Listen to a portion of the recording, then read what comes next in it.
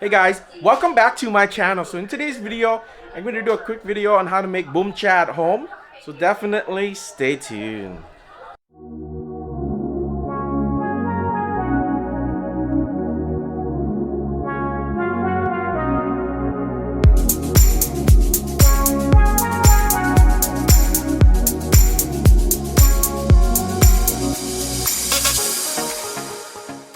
So here are all the ingredients to making boom cha.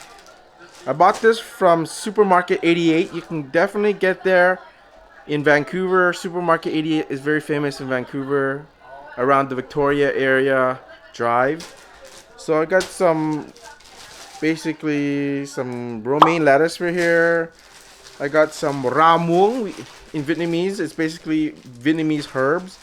I've got quite a few of them. I got 3 different kinds over here. We need some shallots. We got some chili, red-eye chili, Thai basil, carrot. This is a very specific type of cabbage. I'll probably put it here so you can see what it is.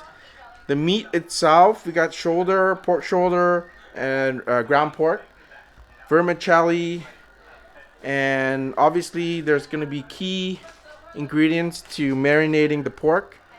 One of them is Vietnamese sauce, as you can see. But yeah, let's get started.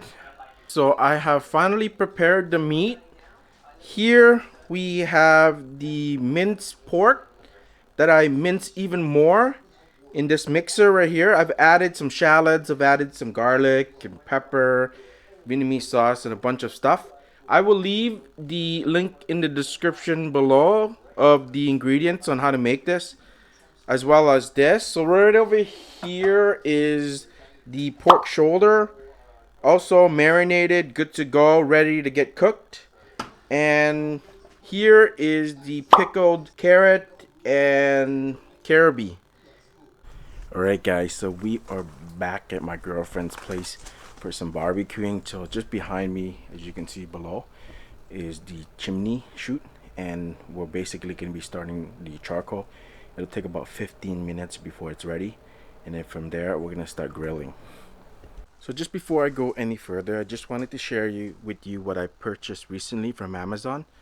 So I got this grill basket from Amazon, and you can see the handle, and I'm gonna be using the meat, and I'm gonna be putting into this grill, and I'm gonna be barbecuing with the charcoal. So we're gonna do charcoal style.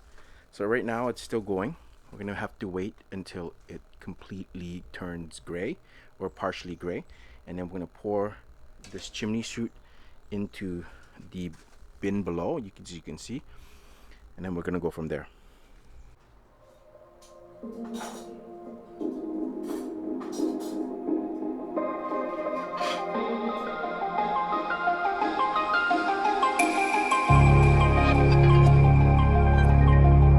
So guys, this is the very reason why you don't do barbecuing inside or on your balcony. It's because of this type of smoke.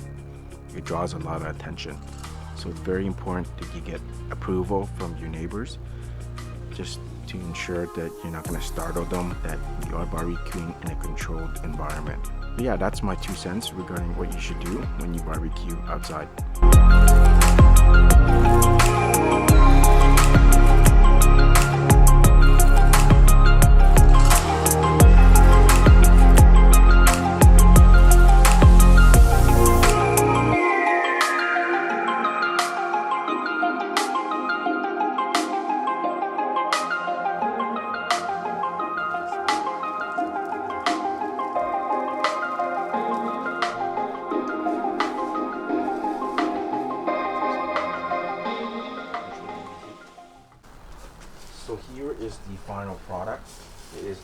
pretty much done. I'm just giving it a bit of char across the board.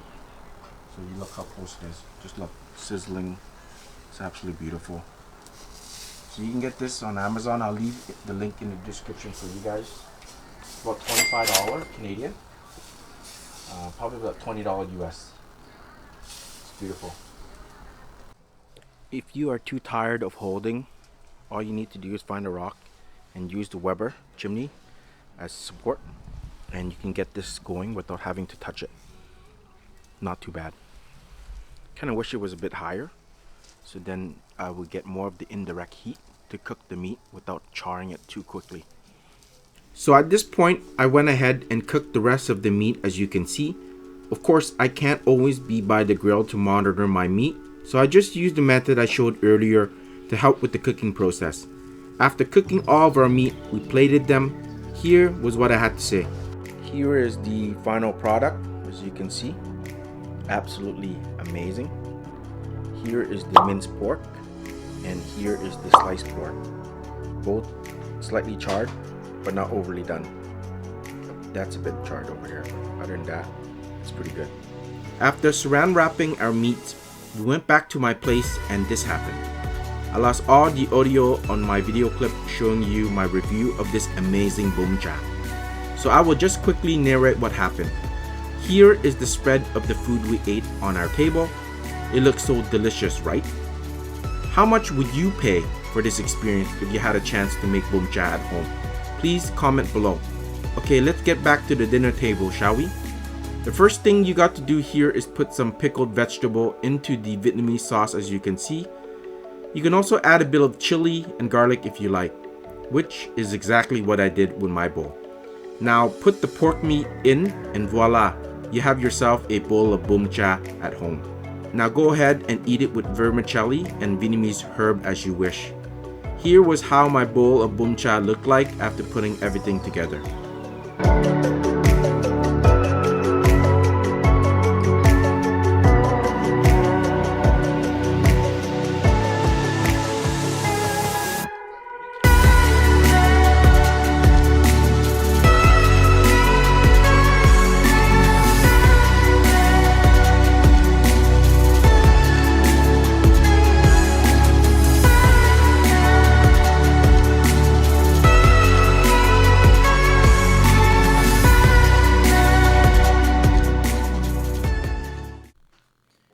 Alright, it is the next day.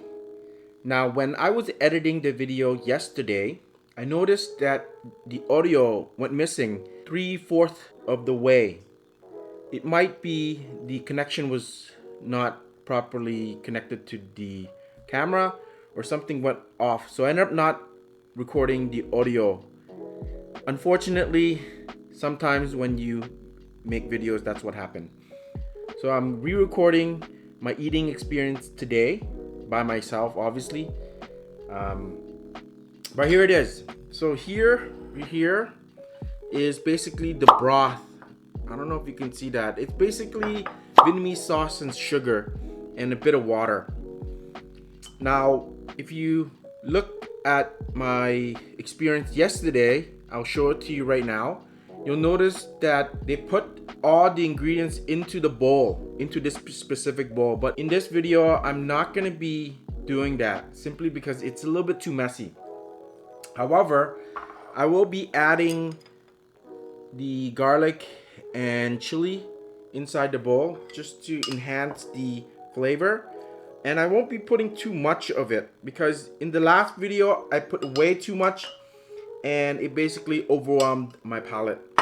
So this time I'm gonna limit the amount that I'm gonna put, just like so. You can see flaking up.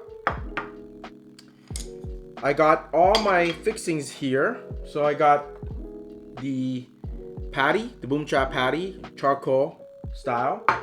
I also got the pork style, also charcoal, and my pickled vegetable, and then you can't forget about the vermicelli over here. I got a bunch of it, and some herbs. Let's go ahead and dig in. So how I normally do it is You know, I just dip it in like so. Extremely flavorful. And just go ahead and start eating. I don't know if you can see that. It's so juicy. The biggest difference that I did with the ingredients here is I've added lemongrass, and that's what they do in Hanoi. I'm not sure why some of the recipe online doesn't have the lemongrass added to it. I've added it. It adds another layer of taste to it. Other than that, all you would do is just go ahead and dig in with your vegetable, with your vermicelli, dip it in slightly. I don't want to overwhelm it. What they do in Hanoi is they put everything all inside this bowl and eat it. But I don't want to overwhelm it, right? Go so slightly, because it's already, the broth is already flavorful.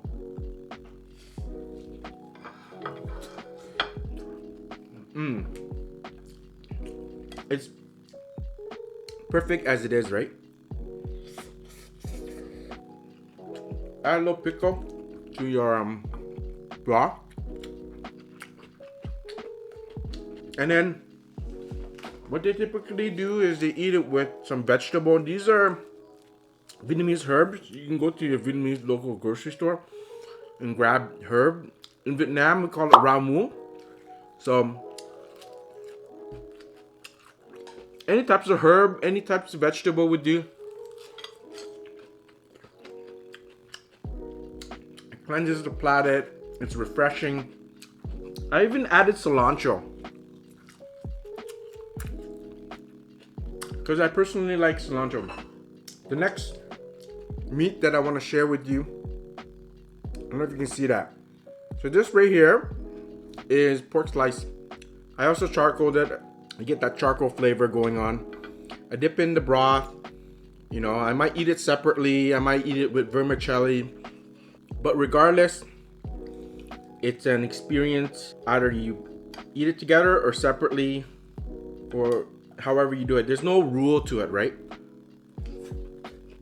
Overall, I would say that if you ever have a chance to try Hanoi bún chả at home, make sure you charcoal. Charcoal is obviously the way to go. I mean, people use the stove, people pan fry it, but the way to go, the way the Hanoi do it, is they charcoal their pork, they charcoal their patties. If you like this video, please click the like and subscribe, and I will definitely see you in the next video. Look at it. Just look at this. Look at the charring. You can see that. So amazing. Anyways, have a good day. Cheers.